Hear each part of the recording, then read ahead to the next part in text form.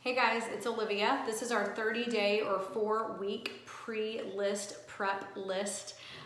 So very important things. My goal for you is that you're not stressed out. My goal for you is that you can plan some Saturday afternoons or some Sundays or an hour or so on weeknights to start getting prepared for listing.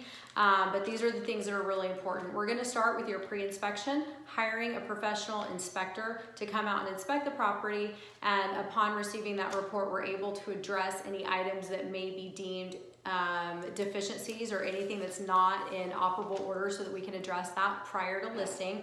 We want to know about those things the easy way. We don't want to wait until we have a buyer that gets an inspection and then we have items that we need to address and renegotiate sales price. The first place we're going to go on your prep is your garage and attic. It's really important that these areas are clear of clutter. So the first thing I recommend is going ahead and getting your pod or your storage unit scheduled, whatever you're using. And the mindset we want to have going into your organizational is goodwill, throw away, pack because it's going with us. So everything that you touch has to go in one of those categories. And it's going to be helpful to have your boxes set up or have your pile set up. Everything here goes to Goodwill. Everything here goes in the trash. Everything we're packing and taking with us. And then the fourth and final category is what do we need to live for the next 30 to 90 days. So you want to keep everything in the home that's seasonal. You want to keep everything that you use every day as far as toiletries and utensils and things like that. But everything else you're packing today as though you're moving tomorrow. So you're going to do garage and attic. Then as we come into the homes, I want you to focus on closets first. In closets, again, keep it seasonal. Only keep the clothes that you're going to be wearing for the next 30 to 60 days.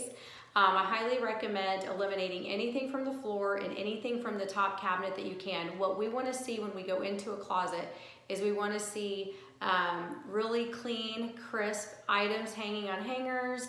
And we want people to come in and see, oh my God, this is an amazing closet. I have so much storage.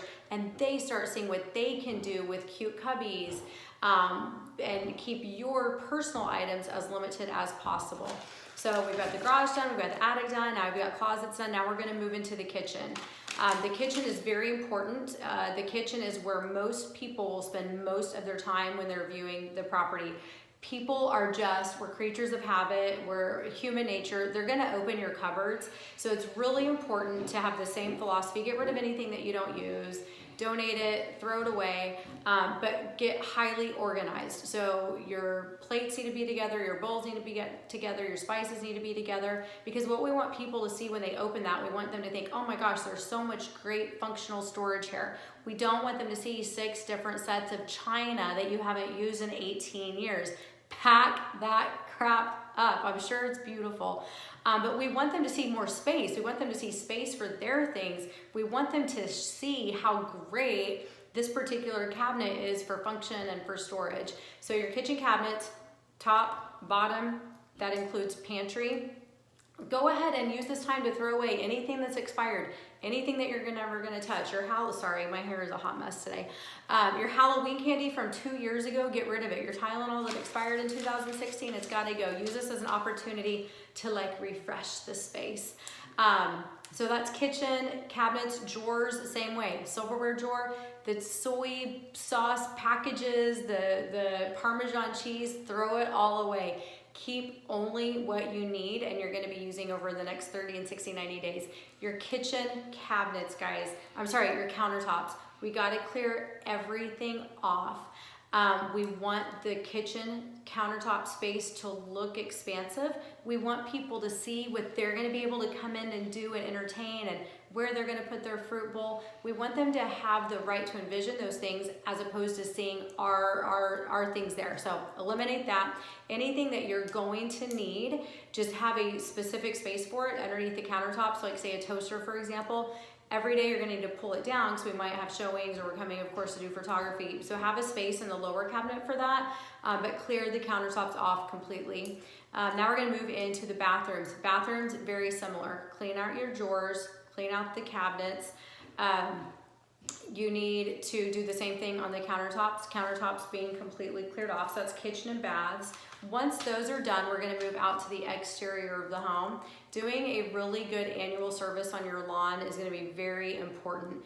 A weed and feed, going out and having someone or you yourself actually by hand pulling off the weeds. You want to do a really deep edging, and we want to clear any flower beds that we have completely out and do new mulch.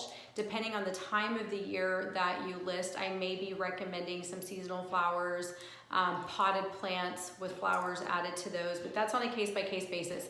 But everyone, no matter what time of year, we need a really good lawn service. We need to clear out the beds and do fresh mulch.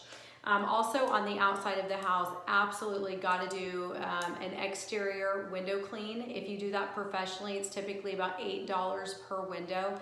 This really enhances the photography and videography of your home. So you want to have your exterior windows clean. You also want to replace any exterior light bulbs, as well as a power wash to the entire outside of the home. So that may be a weekend project, that may be something that you choose to hire out, but over time, just dust and dirt and spider webs and little wasps' nests and things like that, it's all got to be cleared off, and a lot of that tends to accumulate under covered patios, covered porches, the eaves and whatnot. So wash the entire exterior of the home, do your full lawn maintenance, do your exterior window clean, and then we also need to make sure that if you have irrigation, that we include an irrigation inspection on that home inspection that we're going to order at the beginning of the 30 days to make sure everything is operating as it should be there and is not in need of repair.